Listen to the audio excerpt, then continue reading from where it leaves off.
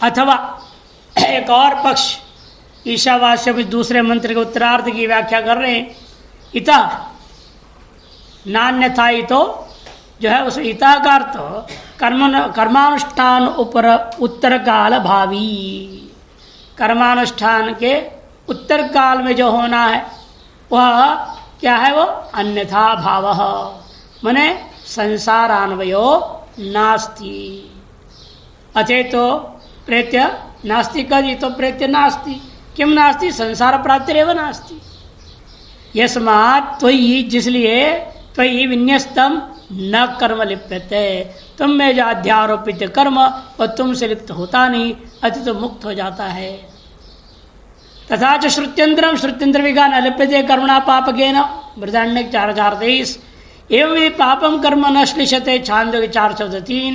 नैनं कृता कृते तपतः, बृहदारण्यक 4:23। एवं यहाँ से सर्वे पापमान प्रदीयन्ते, छांदोग्य 5:24-3। न लिप्यते कर्मणा पापकेन, पाप कर्मों से लिप्त मैंने पुण्य से भी लिप्त नहीं होता। एतार्श वेत्ता में पाप कर्म संश्लेष संबंध नहीं होता है, मैंने पुण्य का संबंध नहीं होता। और इस आत्मवेत्ता को कृत या अकृत, यह कर्म कृत हो या अकृत हो, वैसे तपाते नहीं, शोका से व्याकुल करते नहीं हैं।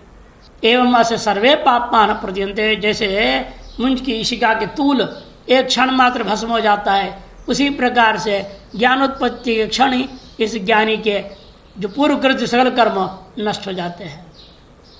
लैंगे, लिंग पुराण में भी कहा है, ज्ञानाग्नि सर्वकर्माणि भस्मसात् कुरुते तथा। यह गीता में भी श्लोक आया हुआ है। ज्ञान रूपी अग्नि जो है सकल कर्म भस्मसात, साती प्रत्यय है, साती प्रत्यय में सात बचता है। उसका तात्पर्य यही है कि लेश मात्र भी छोड़ता है, कुछ भी नहीं बचाना, संपूर्ण का नाश करना। इस अर्थ में साथी प्रत्यय से भस्मसात पूर्णतया भस्म हो जाता है। जानिन सर्वकर्माणि जीर्यन्ते नात्र संशयः, कृणन्नपि न लिप्येत पापैर्नानाविधैर्यपि। जानिनः, ज्ञानी के सकल कर्म जीर्ण शीर्ण होकर खत्म हो जाएंगे, इसे कोई संशय नहीं है। कृणन्नपि, इसलिए ज्ञानोत्तर काल में सकल व्यवहार को लीला मात्र करते हुए भी पापैर नाना विधैर्य, विभिन्न प्रकार के पुण्य पाप कर्मों से जो हो रहे हैं उनसे वो लिप्त नहीं होता। शिव धर्मोत्तरेपि, शिव धर्मोत्तर पुराण में भी कहा, तस्मात् जानासिना तूर्णम अशेषम कर्म बंधनम कामा काम कृतं छित्त्वा शुद्धश्चात्मनि तिष्ठति। कहते हैं तस्मात् ज्ञानासिना, इसलिए ज्ञान रूपी तलवार से शीघ्र ही तूर्णम शीघ्रमेव अशेषम करबंधनम छित्त्वा। और करबंधन कैसे, कामना पूर्वकृत है या अकामना पूर्वकृत है, उन सकल कर्मबंधन छेदन करके शुद्ध होकर वह अपने ही आत्मस्वरूप में प्रतिष्ठित हो जाता है। यथा वह निर्महान दीप्तः शुष्कम आर्द्रंच निर्दहेत तथा शुभाशुभं कर्म ज्ञानाग्निर्दहते क्षणात्। जैसे अग्नि महान दीप्त अत्यंत तेज से युक्त है, विशाल अग्नि है, वह सूखी लकड़ियों से गीली लकड़ियों सबको जला देता। शुष्कम मने सूखी, आर्द्र मने गीली लकड़ी, सबको जलाने का सामर्थ्य वाला होता है। ठीक उसी प्रकार से यह ज्ञान रूपी अग्नि जब दीप्त हो, तब मैंने अनुभूति में उतर आवे, तब शुभाशुभम कर्म क्षणादेव दहते, क्षण मात्र सबको नष्ट कर देता है। पद्मपत्रम यथा तोयै स्वस्यैरपि न लिप्यते शब्दादि विषयांभोभि तद्वज्ञानी न लिप्यते। पद्मपत्रम यथा तोयै, जैसे पद्मपत्र स्वस्यैर अपि तोयै, स्वयं से निकलता हुआ जल और जिस जल में उगा है वह जल, किसी प्रकार के जल से वह संबंधित न होता, न लिप्यते। उसी प्रकार से शब्दादि विषयांभो भी, शब्दादि विषय रूपी जल के द्वारा तद्वत यह ज्ञानी भी न लिप्यते, संबद्ध नहीं होता। तद्दन मंत्र बलोपेतः क्रीडन सर्पैर्न दश्यते क्रीडन्नपि न लिप्येत तद्वद इंद्रिय पन्नगैः मंत्रौषधि बलेर्यद्वत् जीर्यते भक्षितं विषम तद्वत् सर्वाणि पापानि जीर्यन्ते जानिनः क्षणात्। मंत्र के बल से शाम से आदमी खेलते रहता है, कुछ भी नहीं होता है उसको। एक लड़की राय बरेली में पैदा हुई और वो 5-6 साल की हो गई है। वो घर वाले परेशान शुरू में होते थे, 1-2 सांप नहीं, सैकड़ों सांप। लेकिन आश्चर्य, वो कह दिया उस लड़की ने, मेरे घर के अंदर नहीं आना आप लोग कोई भी। घर वाले सब परेशान होते हैं और हमारे घर वाले इस रास्ते से आते जाते, तुम लोग रास्ते में कोई नहीं रहोगे। और सांप उसके भाषा समझते हैं, वो हिंदी बोल रही है, समझ लेते हैं सब। और कोई भी रास्ते पूरा खाली रहता, कोई भी आओ जाओ, घर के अंदर कभी नहीं जाते। और उसके लिए इसलिए बाहर ही चौकी लगा रखे हैं, वहीं बैठती है, सांपों को भी खिलाती है, सबके साथ खेलती है और सब उसके साथ ही सोते हैं। बड़ा आश्चर्य है। अब कौन से जन्म में कौन सी मंत्र सिद्ध करी थी भगवान जाने, और फलीभूत अब हो रहा है। कोई तो है ना, शक्ति काम कर रहा है, उसको कोई संशय नहीं है। इसे कहते हैं मंत्र बलय, मंत्र का बल से युक्त उपेता क्रीडन सर्पैर, सर्पों से खेल खेलते हुए भी न दश्यते, और सांप उसको डसते नहीं हैं। क्रीडन न लिप्येत तद्वत्, ठीक उसी प्रकार से यह ज्ञानी जो है, ज्ञानी च क्रीडन अपि, सगल विषयों के साथ व्यवहार करते हुए भी इंद्रिय पन्न गई, इंद्र रूपी सर्पों के साथ अनेक प्रकार विषय संबंध करते खेलते हुए भी न लिप्येत, लिप्त नहीं होता, संबद्ध नहीं होता। मंत्र औषधि बल हिर्यद्वत् एमेव जीर्यते भक्षित विषम। किसी ने गुस्सा में आके किसी भी कारण से जहर खा लिया तो क्या करते हैं लोग, तुरंत उस अस्पताल ले जाएंगे, दवाएं दिया जाएगा, तुरंत जगह जाप करवा देंगे। तो मंत्र के बल और औषधि के बल से जैसा वह जहर भक्षितम विषम जीर्यते, वो पे पच जाता है, आदमी को मारता नहीं।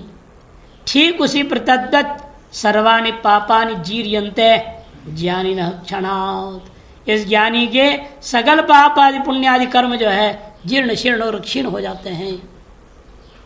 तथा च सूत्रकार व्यास जी अपने ब्रह्मसूत्र में भी इन बातों को उठा करके, सबसे बड़ा अधिकरण है तीसरे अध्याय 4 पाद का पहला अधिकरण है पुरुषार्थाधिकरण नाम से, वह 17 सूत्रों में व्याप्त विशाल है। पहला सूत्र अप्रिय 3-4-1 में पुरुषार्थो अथ शब्दात इति बादरायणीति, अतः पुरुषार्थः शब्दात, ज्ञान का चिंतन करना भी पुरुषार्थ है, वही पुरुषार्थ है। क्यों? इस ज्ञान चिंतन से मोक्ष होता है, ऐसे श्रुतियों ने कहा है। शब्दात इति बादरायण, ज्ञान से पुरुषार्थ हेतुत्व अभिधाय, ज्ञान ही पुरुषार्थ हेतु ऐसा कथन किया अपने सिद्धांत पक्ष को बादरायण महर्षि व्यास जी ने। उसका जैमिनी को उन्होंने दिखाया। जैमिनी कहते नहीं जी, पूर्व पक्ष का सूत्र है शेषत्वात् पुरुषार्थवाद। ये सब पुरुष को कथन करने वाला, आत्मा को कथन करने और पूरा वेदांत क्या है? अर्थवाद है, और वह विधि का शेष होकर के सार्थक होता है। शेषत्वाद पुरुषार्थवाद यथा अन्येष्विति जैमिनी ही, ये पूरा सूत्र है। यथा अन्येष्विति जैमिनी ही 3-4-2 का है, पूर्व पक्ष है। उन्होंने कहा पुरुष कथन करने वाले जितने वेदांत वाक्य ये अर्थवाद है, क्योंकि शेषत्वात् यथा अन्येषु, जैसे अन्य अर्थवाद है, जैसे अन्य बहुत सारे अर्थवाद हैं, कहानियां हैं, सब कुछ उनमें भी। देवताओं की लड़ाई राक्षस के साथ दूर दूर रोया, पूरी लंबी चौड़ी कहानी है। जैसे यहाँ भी कहानी है, याज्ञवल्क्य की कहानी है, या जनक की कहानी है, उसके 2 पत्नी थे, ऐसा था वैसा था। कहानियां तो यहाँ पर भी, इंद्र विरोचन की कहानी, अनेकों कहानियां हैं। श्वेताश्वतर की कहानी है, 6 ऋषिया पिपलाद के पास, वो भी एक कहानी तो है। एक ईसावास्य और आपके मुंडक, ये 2 छोड़ के सभी में कहीं ना कहीं कुछ न कुछ कहानी आ ही जाते हैं।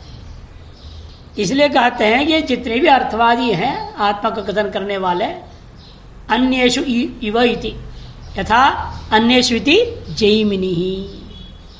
दृष्टांत उन्होंने वाय दिया अन्येषु कैसे, यस्य पर्णमयी जुहुर्भवति न स पापम श्लोकं शृणुते हैं, जिसका पर्णमयी जुहु पात्र होगा उसको इसमें इस लोक में अपयश कभी सुनना नहीं पड़ेगा। न स पापम श्लोकम मने अपयशम शृणोति। जैसे वहां पर जुहू पात्र होता है, डंडा होता है, उसके सामने उसका जो बना रहता है, मुंह बना रहता है, डालने का हिस्सा बना रहता है, उसका नाप भी है, वो आपने यस्य पर्णमयी पलाश की लकड़ी का बनाया होगा, उसके संसार में आपे सुनना नहीं पड़ता। जैसे वो उत्तरार्ध है, यह जो है जो कहा गया न स पापम श्लोकं शृणोति, वो अर्थवाद है। उसी प्रकार आपके यहाँ जो कहा फल है ना पुरुषार्थ में, ब्रवित ब्रह्म भवति न स पुनरावर्तते न च पुनरावर्तते, ये सब अर्थवाद है।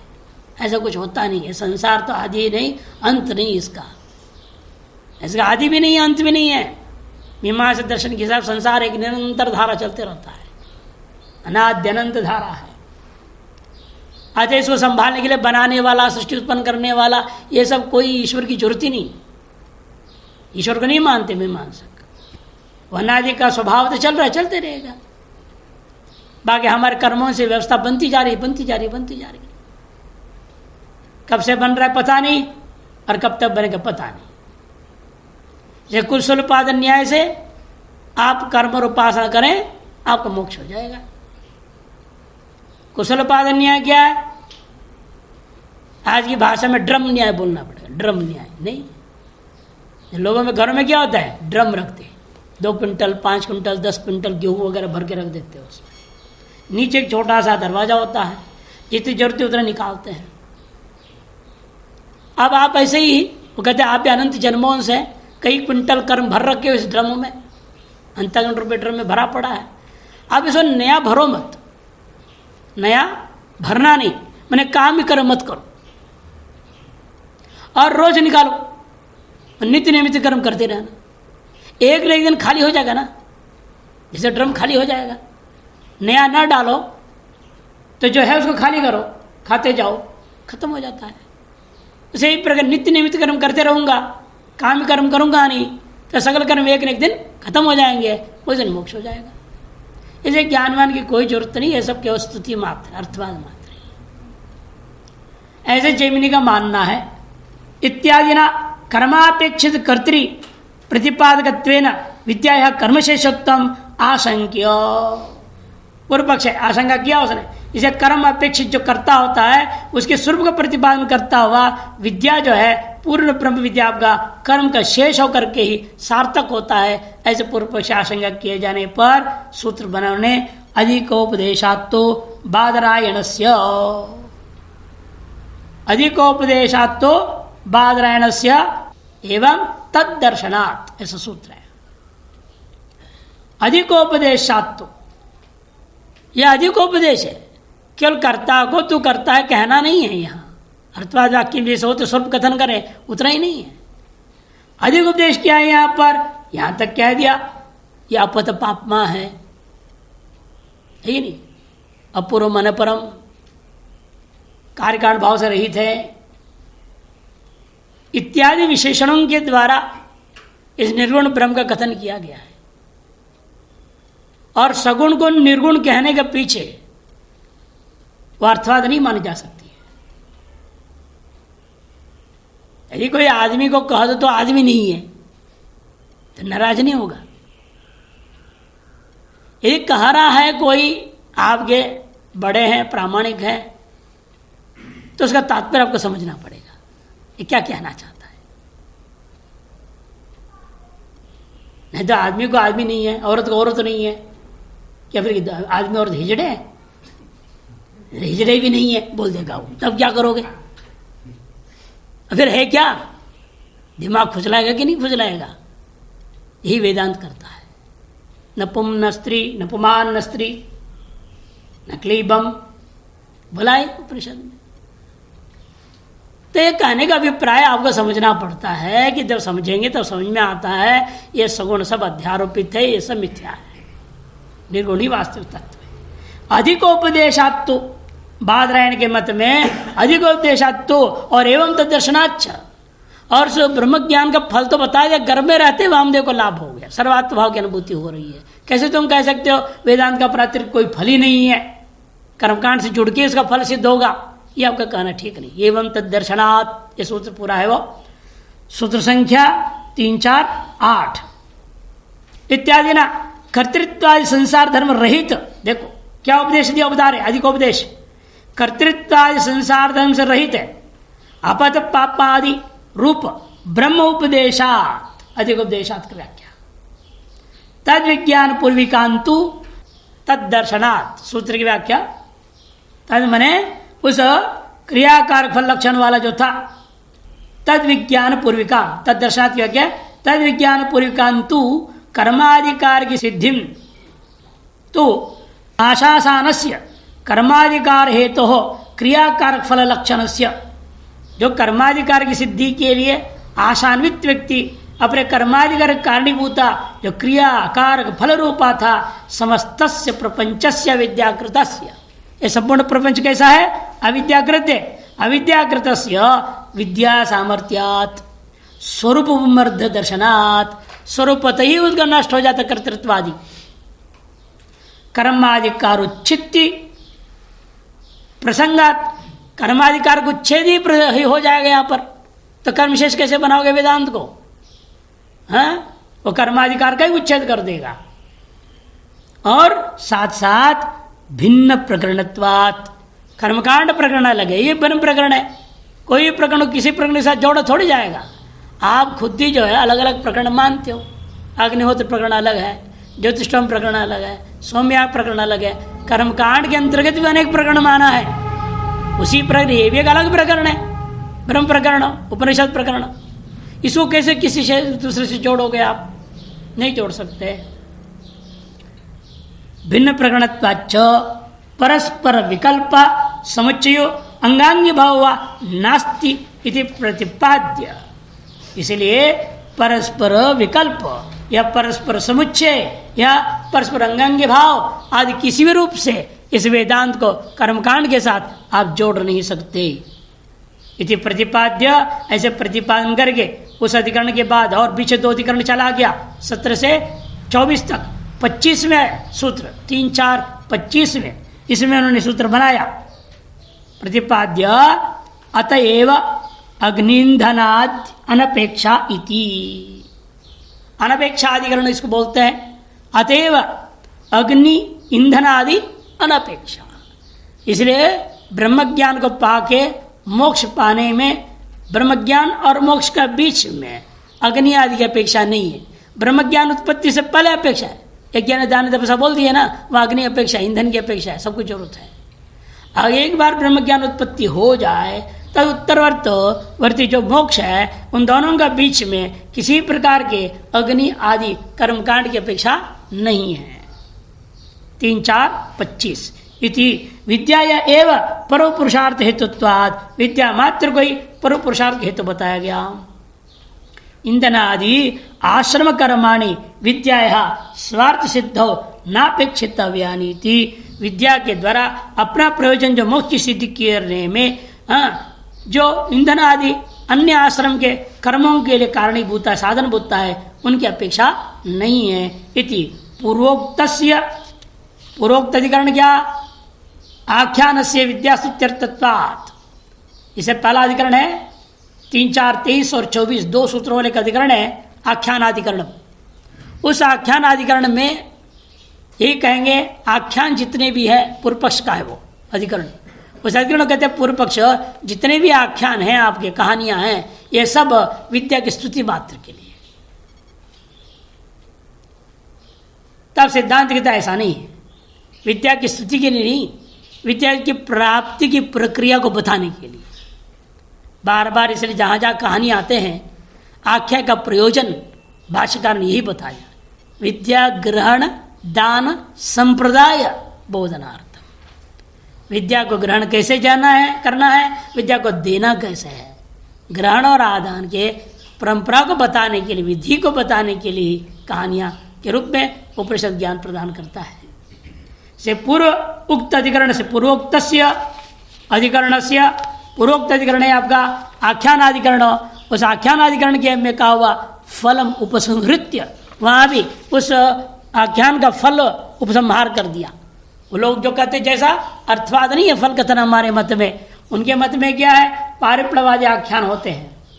अनेक कहानियां कर्मकांड के भी बीच बीच में आया हुआ है। उन कहानियों का प्रयोजन क्या है, पूछने पर उन्होंने यही कहा भाई अध्वरी हुई कहानी यजमान को सुनावे। कब सुनाएगा, जब सवेरे कालीन प्रातः कालीन कर्मकांड पूरा हो गया, नाश्ता चाय पानी कर लिए, फिर क्या होगा, आलस्य आएगा, लोटपोट करने की कोशिश करेगा, ये आए हुए से गपशप मारेगा। अतिथि आए हुए ना, इष्ट मित्र वगैरह, बंधु बांधव, उनसे गपशप मारने लगेगा, ना हो गए। इसे अध्वर्य का काम है, यजमान और खुद भी नाश्ता चाय तो बुलाओ उसको, बैठो, और भी जो भी अतिथि हैं सबको बिठाओ, सब बैठो, सब कहानी सुनो। और कहानी सुनाया जाता है। ये दोपहर यज्ञ हुआ, फिर शाम के एक से पहले खाली समय है, उस समय भी सुनाया जाएगा। इसे वो जो है जामिता आदि का निवृत्त्यर्थम, उन्होंने क्या कहा, जामिता आदि की निवृत्ति के लिए कहानियां सुनाई जाती है। उसी वृत्त में वेदांत की भी कहानी है ना, ये भी ऐसे ही है। ऐसे पूर्व पक्ष कहता है, तो सिद्धांत कहता नहीं, यहाँ की जो कहानियों का तात्पर्य वह स्तर का नहीं है, ये अनर्थक कहानियां नहीं है, कपोल कल्पित कहानियां नहीं है। इन कहानियों के पीछे विद्या के ग्रहण और आदान की परंपरा को बताया जा रहा है, किस तरह से ग्रहण करना चाहिए। 101 साल ब्रह्मचर्य पालन किया, कम से कम 101 दिन तो ब्रह्मचर्य पालन करो। ये शिक्षा देने के लिए कहानियां हैं। यहाँ विद्या ग्रहण कैसे करनी है, विद्या ग्रहण काल में गुरुकुल में कैसे रहना है, किस तरह से शिक्षा प्राप्त करनी है, वो सारी प्रक्रिया बताया जाए।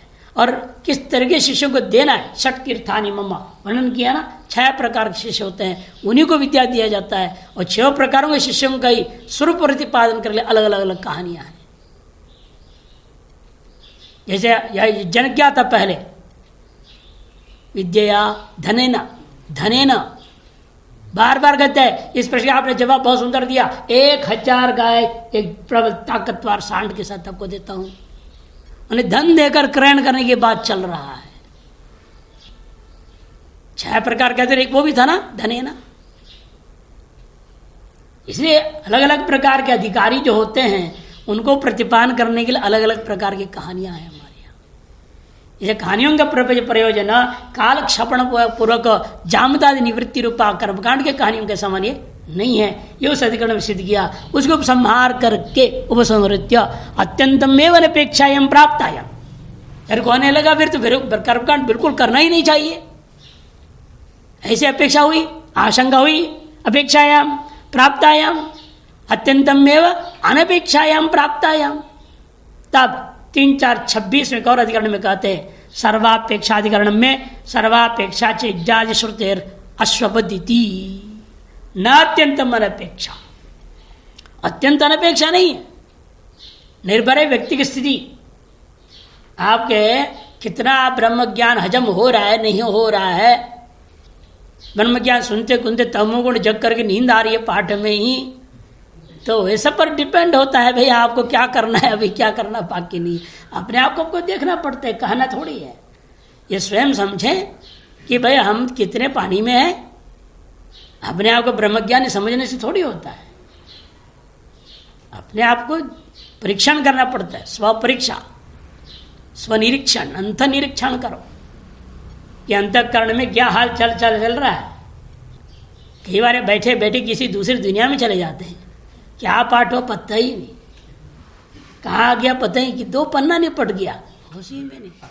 फिर देखते कहाँ बोल रहे हैं, उधर देखता है, अच्छा वो पन्ना फर्क पलट देता।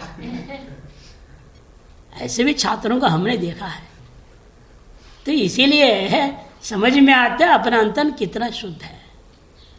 उनके लिए कर्म की अपेक्षा है। सर्वापेक्षा चिज्जा श्रुते रस्ववद्दिति सूत्र है 3, 4, 26 ब्रह्म सूत्र का। यदि न अत्यंत अनपेक्षा, इसलिए अत्यंत अनपेक्षा नहीं, किंचित अपेक्षा है। किसके लिए है किसके लिए नहीं, ये विचार नहीं रह जाता है, वो आगे बता देते हैं। अश्वत्थ दृष्टांत दिया, जैसे घोड़ा है, घोड़े को आप रथ में जोत देते हो, है कि नहीं, लेकिन हल में जोड़ोगे खेती जोतने के लिए घोड़े को, भाई उसका जगह अपना प्रयोजन है, ये नहीं कि मैं हल में उपयोगी नहीं तो बेकार है घोड़ा। अरे बेकार कहाँ है, उधर रथ में काम में आ रहा है। इसे यहां पर भी ब्रह्मज्ञानी के लिए कर्म जरूरत नहीं है कहने से कर्म बेकार है, इन्हें मत बोलो, ऐसा मत बोलो, बेकार नहीं है, वो दूसरों के लिए जरूरत है। दूसरे कौन है वो बता रहे कि उत्पन्न है विद्या फल सिद्धिम प्रति न किंचित अन्यद अपेक्षते। एक बार विद्या उत्पन्न हो जाए उसके बाद फल सिद्धि के प्रति किंचित अपि अन्य, कुछ भी अन्य कर्म उपासना जप तप कुछ भी अपेक्षा नहीं। उत्पत्तिम प्रति तू, लेकिन जिसके अंदर सम्यक प्रकार से अंतःकरण प्रविद्या उत्पन्न हुई नहीं है, टिकी नहीं रही है, सुनते हैं टिकती नहीं, जहां पे बैठे हैं वही विचार आना चाहिए ना, जुगाली नहीं हो रही है, इसका मतलब अंदर टिका नहीं है वो विद्या। जो चीज अंदर टिका है उसकी जुगाली होती रहेगी कि नहीं होगी। थोड़ी देर गंगा किनारे बैठ के देख लो अपने आप को, क्या चिंतन आ रहा है, क्या विचार आ रहा है। यदि यहाँ जो सुने हैं या पहले सुने यहाँ पढ़े हैं, जो भी वेदांत आदि शास्त्र वही आता है, वहां जुगाली होने लगती है, तो समझ लेना आपके अंदर वेदांत बैठा है, पचना बाकी है। जुगाली के बिना पचता नहीं, जुगाली हो रहा है तो समझो विद्या प्राप्त हुई है। अब पचाने के लिए जुगाली करो, पच जाएगा, उसका नाम निध्यासन है, नाम और निध्यासन। जुगाली नहीं हो रही कब तो समझना चाहिए अभी विद्या बैठे ही नहीं है, इसका मतलब अभी कर्म करना पड़ेगा, उसके लिए कर्म की अपेक्षा है। वह कह रहे उत्पत्ति प्रति अपेक्षित ही है, वह उत्पत्ति के प्रति कर्म की अपेक्षा है ही, अनपेक्षा अत्यंत नहीं मानती। इसलिए क्या प्रमाण है, विविदिशन्ति यज्ञेन इति श्रुतेर इति विदिशा साधनत्वेन कर्मणाम उपयोगम दर्शितवान। विविदिशन्ति है तम एतम आत्मानम यज्ञ दान तपसा नाशकेन विविदिशन्ति ब्राह्मणा विविदिशन्ति, यह मंत्र प्रधान ने कहा। उस विविदिशन्ति यज्ञेन इति श्रुति जो प्रधान ने कहा है, विविदिशा का साधनत्वेन कर्मों का उपयोग दर्शा दिया गया है। तथा च उसी जो पहला वाला अधिकरण पुरुषार्थाधिकरण गई तो सूत्र दे रहे 3, 4, 13, 3, 4, 14 को 3, 4, 17 तक है ना, 1 से 17 तक पुरुषार्थाधिकरण है। उसी अधिकरण 2 ही सूत्र यहाँ न अविशेषात स्तुतये अनुमितिर्वा इति सूत्रद्वयेन कुर्वन्नेव इति मंत्रस्य अविद्वद्विषयत्वेन विद्यास्तुतित्वेन च अर्थद्वयं दर्शितवान। यदि कोई कहे ये जो भाष्यकार यहाँ कहा दो अर्थ स्तुति परख लिया, विद्या की स्तुति के लिए है, ईशावास का दूसरा मंत्र, ये गलत है। ऐसा यदि कोई कहे कि नहीं नहीं, स्वयं ब्रह्मसूत्र में 3, 4, 13 में न अविशेषात सूत्र है, उसमें कहा दिया और स्तुतये अनुमतिर्वा, स्तुति के लिए अनुमोदन करने हेतु कहा गया है। ऐसे इन 2 सूत्रों के द्वारा सूत्र द्वयन कुरन्नेविति मंत्र का अविद्वद विषयत्वेन भी कहा और विद्यासुत्वेन च अर्थद्वयम दर्शितवान। अर्थद्वयम स्वयं व्यास जी निर्णय दे दिए हैं, उसके आधार पर हमने यहाँ भी उसका अर्थ को घटाया है। अतः उक्तेन प्रकारेण उक्त प्रकार से ज्ञान सीव मोक्ष साधनत्वाद युक्त पराप्रशद्धारंभ हो, इसलिए ज्ञान से होना चाहिए है? आपके क्या ईवा है कि ये ईवा? हाँ वो ठीक है, हमारे ईवा हो गया और गलत है। यह आनंद आश्रम से तरह छपा हुआ है, इसमें भाष्य और तीनों टीका सहित अलग अलग 4 भाग में प्रिंट हुआ एक ही पुस्तक में। इसे इस पुस्तक में अभी चल रहा है पृष्ठ संख्या 10, आप क्या चल रहा है 41, बताइए। मूल भाष्य सहित टीका आदि अलग छाप दिया इन्होंने, यदि इसी के साथ नीचे टीकाएं दे देते ये भी पन्ना उतना हो जाता। इनका कहना है इसलिए उक्तेन प्रकारेण ज्ञान सेव मोक्ष साधनत्वात्, ज्ञान ही जो है मोक्ष साधन होने से युक्त परा उपनिषद आरंभ उचित ही है। अब इसलिए जो श्रेष्ठ उपनिषद है इसको आरंभ करना। तब पूर्व पक्षी कहता है ये आपका कहना फिर भी ठीक नहीं। क्यों?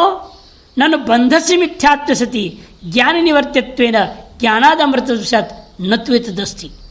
यदि बंध मिथ्या, बंधन जो है मिथ्या होता तो ज्ञान की निवृत्ति भी माना जाएगा। अज्ञान जन्य बंधन मिथ्या है तो ज्ञान के अंदर उसको निवृत्ति भी हो जाएगी और ज्ञान अमृतत्व की सिद्धि माना जाता। इन नत्वित दस्ति, लेकिन ऐसा नहीं है। किससे भी पूछो दुनिया में, आजकल है ना वो संवाददाता लोगों को छोड़ दो, पूछो भाई जाओ एक प्रश्न पूछो, 10 प्रश्न रख दो उसके सामने, लोगों से पूछताछ करो। क्या बोलते उसको अंग्रेजी में? सर्वे, नहीं सर्वे करना। पूछोगे तो क्या बन गए लोग? पहला प्रश्न को जगत मिथ्या है कि नहीं? सब बोले नहीं जगत सत्य है। 99% बोले। आप जैसे वेदांत पढ़ा लगोगे टकरा जाए तो भले कह देने नहीं जगत मिथ्या है, नहीं तो सभी बोलेंगे जगत सत्य है।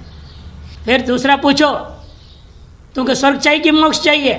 अरे मोक्ष क्या होता है? कुछ नहीं होता है, हम यही जानते हैं, मेरे पिताजी स्वर्ग है, दादा स्वर्ग है, सब स्वर्ग है, हम भी स्वर्ग जाएंगे, हमको स्वर्ग चाहिए, मोक्ष नहीं चाहिए। सब यही कहेंगे। इसे ज्ञान से अमृतत्व को कौन मानता है? इसीलिए बिल्कुल ऐसा नहीं। नत्वित दस्ति प्रतिपन्नत्वात् बाधा भावात् युष्मदादि स्वरूपत्वेन आत्मनो विलक्षणत्वे सादृश्याद्य भावात् अध्यास असंभवाच्च। इतने हेतु देता है पूर्व पक्षी उच्चत सिद्धांत। प्रतिपन्नत्वात् माने सभी की तरह अनुभव सिद्ध है क्या थे कि जगत सत्य है। प्रतिपन्नत्वात् दूसरा बाधा भावात्, बाधित कहाँ हो रहा है? स्वप्न का बाध होता है जागृति में आने से, स्वप्न की भी हालत जागृति में आने से मालूम हो जाता है, लेकिन जागृत का बाध कहाँ हो रहा है? कहीं हुआ? स्वप्न के जाने से जागृत बाधित हो जाता तब तो आनंद ही आनंद था, होता कभी नहीं। जैसे जागृत में लौट आते हैं हमें जगत फिर सत्य दिखता है। इसलिए कहता है इसका बाध भी कभी नहीं हुआ आज तक। बाधा भावात् युष्मदादि स्वरूपत्वेन आत्मन विलक्षणत्वे सादृश्याद्य भावात्, और आत्मा से विलक्षण युष्मदादि स्वरूपत्वेन अनुभव हो रहा है। इसलिए सादृश्यादि का अभावादपि, सादृश्यादि का अभाव होने के कारण से भी उपमिति प्रमाण का विषय नहीं हो सकता, शब्द प्रमाण आदि का भी विषय नहीं हो सकता। आदि का दिन सादृश्य आदि अन्य प्रमाणों का कर्ण भी या प्राप्त नहीं। प्रत्यक्ष प्रमाण से तो जगत सत्य सिद्ध है, अनुमान प्रमाण से भी बाधक न होने के कारण से। यदि अनुमान प्रमाण में तभी न हम इसको जगत मिथ्या कह पाएंगे, कोई बाधक हेतु चाहिए। 22 हेतु कहते हैं उसको। 5 प्रकार के हेतुआभास है। 5 का नाम क्या है? बाधित या कालत्यपदिष्ट। जैसे अग्निर अनुष्णा कहा किसी ने, अग्निर अनुष्णा द्रव्यत्वात् जलवत, तब आप हेतु देंगे नहीं अग्निर उष्ण। कैसे कहोगे? स्पार्शन प्रत्यक्ष विषयत्वात्, स्पार्शन प्रत्यक्ष अनुभव करा दिया जाएगा। अग्नि उष्ण है, उसे बाधित किया, प्रत्यक्ष से बाध करा दिया। इस तरह से इस जगत को किसी भी प्रमाण से बाध नहीं किया जा सकता। बाधा भावात् अनुमान प्रमाण में भी नहीं है, प्रत्यक्ष प्रमाण से भी बाधित नहीं हो रहा। कहते उपमानादि प्रमाण वो भी नहीं हो सकता। क्यों? आत्मा से विलक्षण दिख रहा है युष्मद अस्मदादि विषय। युष्मद अस्मदादि रूप स्वरूपत्वेन आत्मन विलक्षणत्वे सादृश्याद्य भावाद, सादृश्य भाव होने के कारण से भी। और आप अध्यास अध्यास चिल्लाते हो, अध्यास नाम की चीज संभव ही नहीं है, अध्यास असंभवाच्च। इतने हेतु दिया। अब इसे खंडन कर बहुत विस्तार से जाएंगे। उच्यते न तावत् प्रतिपन्नत्वेन सत्यत्वं वक्तुं शक्यते। जगत सर्वानुभव सिद्ध होने मात्र से वह सत्य है यह आप नहीं कह सकते। प्रतिपन्नत्वेन सत्यत्वं वक्तुं न शक्यते। क्यों? क्या हेतु है? कहते प्रतिपत्ति है सत्यत्व मिथ्यात्व समानत्वात्। इदम रजतम च ज्ञान, इदम रजतम प्रमा ज्ञान और इदम रजतम भ्रम ज्ञान, ये कोई फर्क है? ज्ञान में तो कोई फर्क नहीं होता, प्रतिपन्न दोनों है। एक को इदम रजतम रजत में हो रहा है, एक को इदम रजतम शुक्ति में हो रहा है। ये भ्रम और प्रमा दोनों समान प्रतिपत्ति है, प्रतिपत्ति में कोई फर्क नहीं होता है। जब प्रतिपत्ति है सत्यत्व मिथ्यात्व समानत्वात्, ना भी बाधा भावात् सत्यत्वम, बाधक न होने से, बाध न होने से सत्य ये भी नहीं कह सकते हो। विधि मुखे न कारण मुखे न च बाध संभवात्, विधि मुख से भी और कारण मुख से भी इसका बाध संभव है। तथा ये श्रुति प्रपंच से मिथ्यात्व माया कारणत्व च दर्शयति, प्रपंच की मिथ्यात्व विधि मुख से बता रही है और माया है इसका कारण कहते हुए कारण मुख से भी बता रही है ये जगत मिथ्या है। न तो तद द्वितीयम अस्ति, ये क्या है विधि मुख से बोल रहे, न तो तद द्वितीयम अस्ति, एकत्वम एव एकत्वम अनुपश्यतः नास्ति द्वैतम, निषेध मुख से बता दिया। कुतो विदिते वेद्यम नास्ति, आत्मविदिते वेद्यम कुतो नास्ति, एकमेव द्वितीयम पुनः विधि मुख से। आचरण विकार नाम ध्येयम, निषेध मुख से। एकमेव सन न यह नानास्ति किंचन, एकमेव सत, सत एकमेव द्वितीय, न नानास्ति किंचन, ये भी निषेध मुख से कह रहा है। ऐसे उपनिषद मंत्र है 4:3-23, न तो तद्वितीयम अस्ति 4:3-23, एकत्व और नास्ति द्वैतम, कुतो विद्ये वेद्यम नास्ति, ये तीनों का पता नहीं कौन सी श्रुति है। एकमेव द्वितीयम तो छांदोग्य 6:1, वाचन विकार नामधेयम 6:4, ये भी छांदोग्य। एकमेव सन, ये पता नहीं कहाँ का। नेह नानास्ति किंचन, बृहदारण्यक 4:4-19, हाँ एक दैवानुष्टव्यम 4:4-20 बृहदारण्यक। मायाम तो प्रकृति में विद्यात, यह कारण यहाँ विधि निषेध मुख दिखा दिया, विधि मुख और निषेध मुख के श्रुतियों को दे दिया। अब कारण मुखे न की दृष्टांत दे रहे, मायाम तो प्रकृतियात मायिनम तो महेश्वरम, या श्वेताश्वत 4:10 में मायी सृजते विश्व में तत् 4:10 भी श्वेताश्वतर में। इंद्रो माया भी पुरूपयत, माया के द्वारा ये सब किया 2:5-19 बृहदारण्यक इत्यादि फिर वाक्य इत्यादि वाक्यों के द्वारा स्पष्ट ही कारण मुख से भी जगत के मिथ्यात्व प्रतिपादन किया गया है। अजोपि सन्नभ्ययात्मा भूतानामीश्वरोऽपि सन् प्रकृतिं स्वाम अधिष्ठाय संभवाम्यात्मायया, गीता 4:6 में।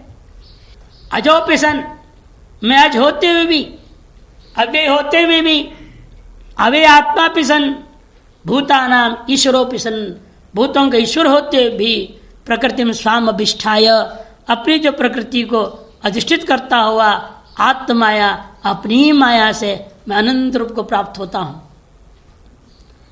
अविभक्तंच भूतेषु विभक्तम विवच स्थितम 13:26, सकल भूतों में अविभक्त होते हुए भी विभक्त के समान स्थित मैं हूं। एक में द्वितीय को बता दिया। इस प्रकार से विभक्त जितने भी है वो मिथ्या है, और सिर्फ जो अभिभक्त है वो आत्मा वही सत्य है, ये प्रतिपादन हो रहा है। श्रुतियों के देने अभी ब्रह्म पुराण तथा च ब्राह्मे पुराणे, ब्रह्म पुराण के वो श्लोक दे रहे हैं। धर्मा धर्मो जन्म मृत्यु सुख दुखेषु कल्पना वर्णाश्रमास्तथा वास स्वर्गे नरक एव च। स्वर्गोपाठ है नहीं भाई, स्वर्गे वासा शब्द होना चाहिए। स्वर्गे वास नरके एवच, नरके वास दोनों सप्तम में। स्वर्गे नरक एवच। धर्मा धर्मौ जन्म मृत्यु सुख दुखेषु कल्पना वर्णाश्रमास्तथा वास स्वर्गे नरक एवच। पुरुषस्य न सन्त्येते परमार्थस्य कुत्रचित् दृश्यते च जगद्रूपम असत्यम सत्यवनृषा। धर्माधर्मौ जन्म मृत्यु और सुख दुख के शु सर्वेशु वर्णाश्रमाश्च तथा स्वर्गे वास नरके वास एवं वच कल्पना मात्र में ऐसा कल्पना मात्र ही है। पुरुष से न संत्येते परमार्थस्य पुरुषस्य पारमार्थिक पुरुष है कुत्रचित उसमें कहीं भी लेश मात्र भी इनका किसी भी प्रकार की संबंध है ही नहीं। न संत्येते फिर दिखाई क्यों दे रहा है? दृश्यते च जगद्रूपम दिखता जरूर है जगत रूप अतएव असत्यम सत्यवन ऋषा असत्य हो तो सत्य के समान भाषित होता है इसलिए यह मृषा है मिथ्या है। इसमें क्या दृष्टांत है आपके पास? अनेक दृष्टांत गिनाते हैं। तो यवन मृग तृष्णा तो यथा मरुमरीचिका रोप्यवत की कसम भूतम की कसम शुक्तिरेव च। दो दृष्टांत इस श्लोक में है, आगे और दृष्टांत देंगे।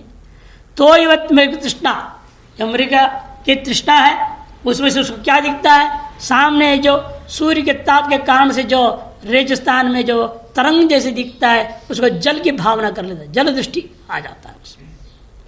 मृग तृष्णा तो यवत यथा मरुमरीचिका, मरुदेश में जो मरीचिका है जो सूर्य की किरणों के अनुसार लहर जैसे उछलता हुआ दिख रहा है उसमें मृग तृष्णा, मृग जो अपनी तृष्णा के कारण से तो ये जल के समान दृष्टि कर देता है। इतना ही नहीं, रौप्यवत की कसम, शुक्ति की कसम ने शुक्ति, शुक्तिवत शुक्ति वस्तु है, भूतम ने वस्तु की कसम भूतम, शुक्ति भी वस्तु को रौप्यवत रजत के समान देखता है। वास्तव में क्या है कि कसम शुक्ति रे वच, शुक्ति तो शुक्ति है पारमार्थिक में, और कभी रजत नहीं हो सकता है लेकिन वह रजत रूप में दिखने लगता है। शुक्ति रे वच।